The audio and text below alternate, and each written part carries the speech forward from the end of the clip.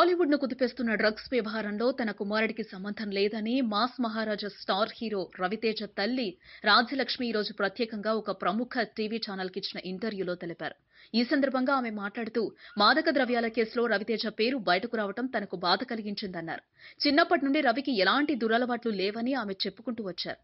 ఇంట్లో కాదు బయట కూడా ఎక్కడా తన కొడుకు సిగరెట్ తాగడని, తాగేవాళ్లను ప్రోత్సహించడని ఆమె తెలిపారు.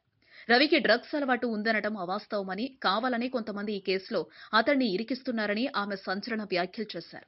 మద్యం మత్తులోనే తన రెండో కుమారుడు భరత్ రోడ్డు ప్రమాదానికి గురయ్యాడన్న ప్రచారంలో వాస్తవం లేదని ఆమె తోసిపుచ్చారు. భరత్ చనిపోయే కొద్ది రోజుల ముందు తనకున్న అన్ని చెడు అలవాట్లను మానేశాడని అన్నారు.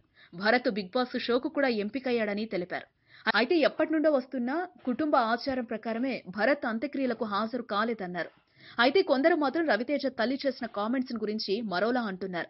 సొంత కొడుకు చనిపోయినప్పుడు ఆచారం ఏంటి, కనీసం చూడటానికి రాకపోవడం దారుణమని, రవితేజ గురించి అయితే మీడియాతో మాట్లాడతారని, కానీ భరత్ చనిపోయినప్పుడు మీడియా ముందుకు ఎందుకు రాలేదని ప్రశ్నిస్తున్నారు.